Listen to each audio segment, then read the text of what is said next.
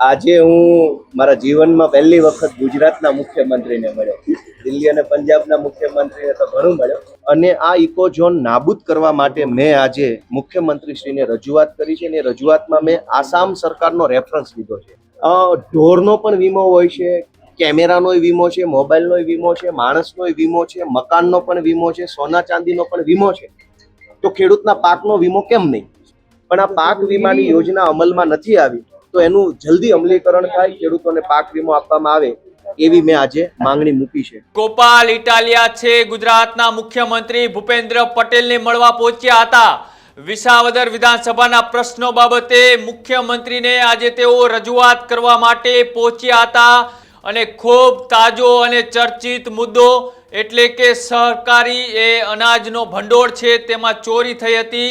માલધારી સમાજના જે પ્રશ્નો છે તેને લઈને પણ ગોપાલ ઇટાલિયાએ રાજ્યના મુખ્યમંત્રી ભૂપેન્દ્ર પટેલ સાથે મુલાકાત કરી, ત્યારે પણ એ વાતની પણ ચર્ચાઓ કરી કે તમામ સોલાર ફાર્મ અને તમામ પવન ચક્કીઓ ઉપર મિલકત વેરો વસૂલવામાં આવે.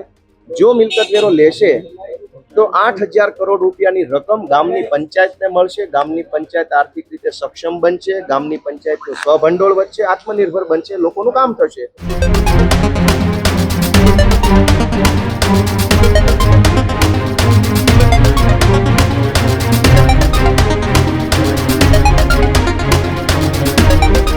નમસ્કાર, આપ જોઈ રહ્યા છો ન્યૂઝ રૂમ અને આપની સાથે છું કૃણાલ. એ મહત્વપૂર્ણ સમાચાર એ ગાંધીનગરથી સામે આવી રહ્યા છે કે જ્યાં વિસાવદરના ધારાસભ્ય બન્યા બાદ પહેલી વખત એ ગોપાલ ઇટાલિયા છે ગુજરાતના મુખ્યમંત્રી ભૂપેન્દ્ર પટેલને મળવા પહોંચ્યા હતા.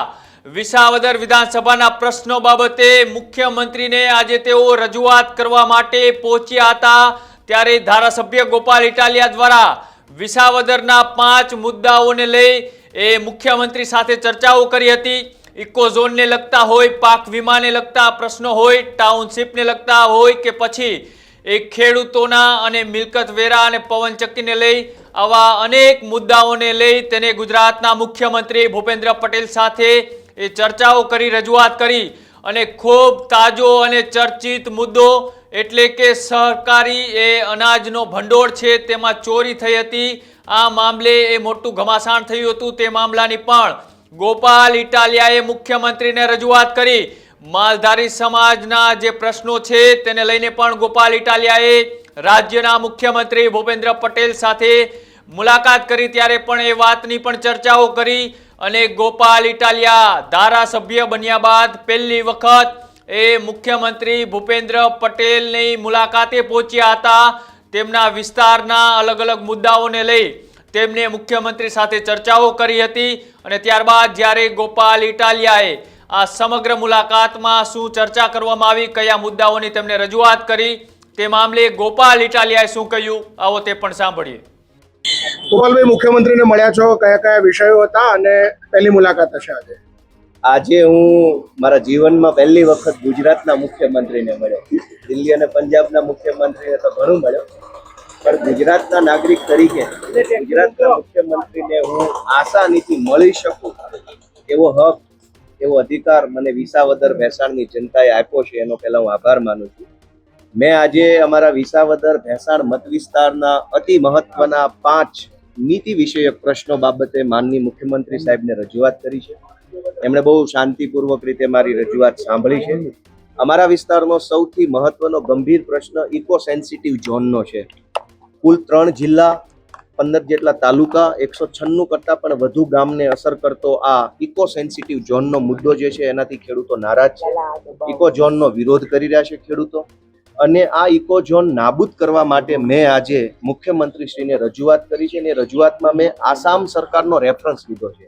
આસામમાં પણ ઇકો ઝોન લાગુ કરવામાં આવ્યો હતો. આસામના ખેડૂતોએ પણ ખૂબ વિરોધ કર્યો અને આસામની રાજ્ય સરકારે તારીખ 21 મે 2025ના રોજ કેન્દ્ર સરકારને પત્ર લખી અને ઇકો ઝોન વિડ્રો કરી લેવા એટલે કે નાબૂદ કરવા માટેનું પગલું આસામની સરકારે ભર્યું છે. તો જો આસામની સરકાર ઇકો ઝોન નાબૂદ કરી શકે તો ગુજરાતની સરકાર પણ ઇકો ઝોન નાબૂદ કરી શકે છે. એવી રજૂઆત મેં આજે માનનીય મુખ્યમંત્રીશ્રીને કરી છે. એક બીજી ખેડૂતલક્ષી રજૂઆત મેં આજે કરી છે, જેમાં સ્વર્ગસ્થ મુખ્યમંત્રી માનનીય વિજયભાઈ રૂપાણી સાહેબે ખેડૂતો માટે એક સારી યોજના જાહેર કરી હતી. કે માનનીય વિજયભાઈ રૂપાણી સાહેબે મુખ્યમંત્રી કિસાન સહાય યોજના જાહેર કરી હતી. આ યોજના ખેડૂતોને પાક નુકસાની સામે વળતર આપવા માટેની યોજના હતી, જેનું આજ દિવસ સુધી અમલીકરણ થયેલ નથી. ઢોરનો પણ વીમો હોય છે, કેમેરાનો વીમો છે, મોબાઈલનો વીમો છે, માણસનો વીમો છે, મકાનનો પણ વીમો છે, સોના ચાંદીનો પણ વીમો છે. તો ખેડૂતના પાકનો વીમો કેમ નહીં?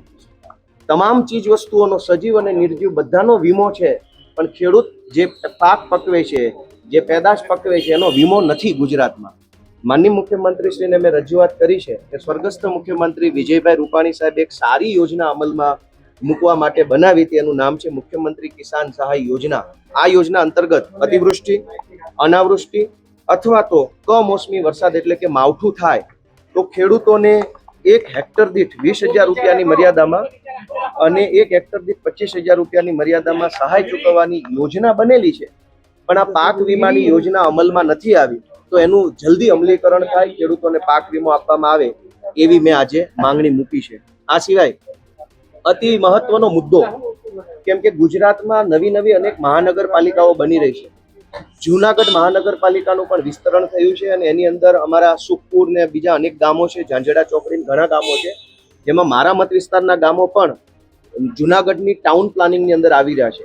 ગુજરાતમાં ટાઉન પ્લાનિંગ એક્ટ એટલે કે ટીપીનો જે કાયદો છે એનું ભયંકર ખોટી રીતે અમલીકરણ થઈ ગયું છે. મેં મુખ્યમંત્રીશ્રીને લેખિતમાં કાયદાની કલમ સાથે લખીને આપ્યું છે કે આખા ટીપીના કાયદામાં આખી ચોપડીની અંદર ક્યાંય પણ એવું નથી લખ્યું કે 40% જમીન કપાત કરવી. આખી ચોપડીમાં એવું નથી. સરકારી પ્લોટ અનામત રાખવા એવું આખી ચોપડીમાં નથી. જ્યારે ટાઉન પ્લાનિંગ એક્ટની આખી ચોપડીમાં 40% જમીન કપાત કરવા અંગે કે જમીન સરકાર પાસે લઈ લેવા માટે, સેલેબલ પ્લોટ લઈ લેવા માટે આવું કશું જ આખી ચોપડીમાં નથી, છતાંય આખા ગુજરાતમાં જ્યાં ટાઉન પ્લાનિંગ થાય છે ત્યાં 40% જમીન કાપી લઈ અને એનો વેપાર કરવાની જે આખી ખોટી પ્રથા અમલમાં મૂકી છે, એની સામે મેં મુખ્યમંત્રીશ્રીને રજૂઆત કરી છે કે ભાઈ આ ટીપીમાં જે 40% જમીન કાપી લેવામાં આવે છે એ ગેરકાયદેસરનું કૃત્ય છે. ટીપીના કાયદાનું વ્યાજબી અમલ નથી થતો, યોગ્ય અમલ નથી થતો. એટલે તમે જુઓ ગુજરાતના તમામ મોટા શહેરોમાં ચોમાસામાં પાણી ભરાઈ જાય છે, ગટરો ઉભરાઈ જાય છે, ટ્રાફિક અને પાર્કિંગની સમસ્યા થાય છે. વર્ષો સુધી જે ટીપી ડ્રાફ્ટ ટીપી હોય એનું ફાઇનલ ટીપી બનતી નથી, એનું ફાઇનલ અમલીકરણ નથી થતું. અલગ જગ્યાએ ખેડૂતની મૂળ જમીનો એના કરતાં કોઈ અલગ જગ્યાએ ફાઇનલ પ્લોટ ફાળવવામાં આવે છે. વર્ષો સુધી કોર્ટ કેસ ચાલે છે. તો ટાઉન પ્લાનિંગ એક્ટમાં બહુ જ મોટા પાયે ગડબડ ગોટાળો હાલે છે. એના કાયદાનું ખોટું અર્થઘટન કરી જાણે કે ટાઉન પ્લાનિંગ એક્ટ 40% જમીન કાપી અને વેચવાનો ધંધો હોય એવી રીતે આખું કામ થઈ રહ્યું છે. વાસ્તવમાં ટીપી એક્ટ બન્યો તો એ જનતાની સુખાકારી માટે બન્યો છે, પણ અત્યારે ટીપી એક્ટનું પાલન માત્ર 40% જમીન કાપી લઉં એને વેચીને રૂપિયા બનાવું એટલા પૂરતો જેનો અમલ થાય છે. મેં મુખ્યમંત્રીશ્રીને રજૂઆત કરી છે કે ટીપીના કાયદાનું યોગ્ય અમલીકરણ કરવામાં આવે. આ સિવાય એક અતિ મહત્વનો ખૂબ જરૂરી વિષય મેં મુખ્યમંત્રીશ્રીના ધ્યાને મૂક્યો છે કે ગુજરાતમાં રિન્યુએબલ એનર્જી, બિન પરંપરાગત ઉર્જાનું ઉત્પાદન વધી રહ્યું છે. સોલાર ફાર્મ અને વિન્ડ ફાર્મ, પવનચક્કીઓની સંખ્યા ખૂબ મોટા પાયે વધી રહી છે. પરંતુ આ સોલાર ફાર્મ અને પવનચક્કીઓ ઉપર કોઈ પણ પ્રકારનો મિલકત વેરો લેવામાં આવતો નથી. કોઈ જમાનામાં નવા મોબાઈલ આવ્યા અને મોબાઈલના ટાવર આવ્યા ત્યારે મોબાઈલના ટાવર ઉપર પણ મિલકત વેરો લેવામાં આવતો ન હતો. પછી વર્ષો પહેલા એવું થયું કે મોબાઈલ ટાવર પાસેથી મિલકત વેરો માંગ્યો તો કાયદામાં એવી જોગવાઈ છે કે જે વસ્તુ મકાન હોય અથવા જમીન હોય એની ઉપર જ મિલકત વેરો લઈ શકાય, જમીન અથવા મકાન સિવાય ન લઈ શકાય. તો મોબાઈલનો ટાવર છે એ લોખંડનું એક સ્ટ્રક્ચર છે કે જમીન પણ નથી ને મકાન પણ નથી. આવી દલીલ સુપ્રીમ કોર્ટમાં આજથી 15 વર્ષ પહેલા થઈ. સુપ્રીમ કોર્ટે માન્ય રાખ્યું કે કાયદાની વ્યાખ્યા પ્રમાણે મોબાઈલનો ટાવર છે એ જમીન અને મકાનની વ્યાખ્યામાં સામેલ કરવામાં આવે અને હવે આખા ગુજરાતમાં મોબાઈલના ટાવર ઉપર મિલકત વેરો લેવામાં આવે છે, પરંતુ પવનચક્કી અને સોલાર ફાર્મ ઉપર કોઈ મિલકત વેરો લેવામાં નથી આવતો.